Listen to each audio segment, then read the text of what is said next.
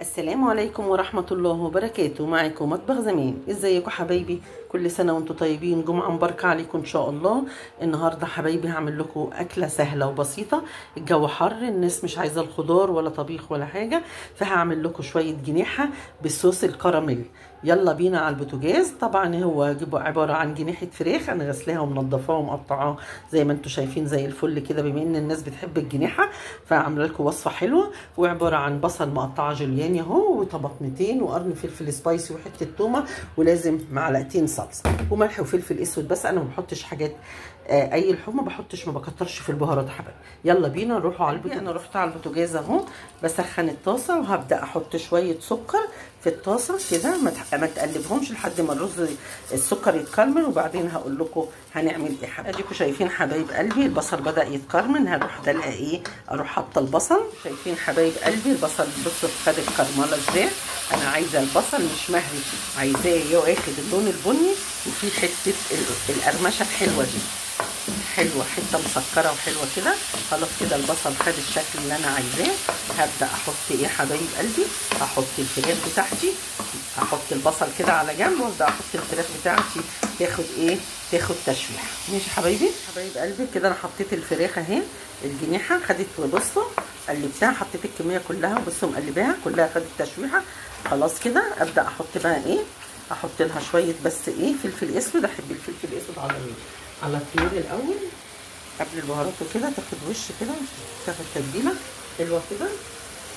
ماشي حبايبي كده معلش. خلاص كده الفراخ تتبيلت حلوه قوي. ماشي كده احط بقى عليا بصلها كده، البصل تشرب من بصلها. ماشي الفلفل الاسود والفراخ والبصل منزل الكرمله بتاعتها زي ما انتم شايفين اهو. بصوا الجمال. ابدا بقى احط ايه، هقول لكم هحط ايه، هحطهم كلهم ايه مره واحده، وهقول لكم هعمل ايه عشان انا بشتغل بايد واحده. حاطه مخرطه طماطمتين بالعدد وقرن فلفل سبايسي وحته توم. ماشي حبايبي، هسيب دول كده يشوحوا مع بعضيهم واقول لكم هعمل ايه. حبايب قلبي حطيت معلقه صلصه ومعلقه كمان اهي، وهحط الملح بتاعي شويه ملح اهو، وهحط شويه فلفل اسود تاني، واضرب كل المعيار ده مع بعضه كده، واسيبها تاخد تشويق يعني على النار شويه عشان تشرب صلصتها والحاجه بتاعتها، واحطها في فرن البوتاجاز وهوريها لكم لما هتطلع بالهنا والشفا.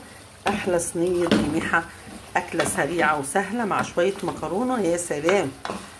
تنسونيش حبايبي بكومنت حلو منكم، اللي ما اشتركش في القناه يخش بسرعه يشترك في القناه عشان يوصل لكم كل حاجه بنعملوها، حاجات خفيفه وبسيطه، حاجات في متناول الايدي، مش حاجات صعبه خالص. قلبي جنب حله صينيه الجنيحه هنعمله شويه مكرونه.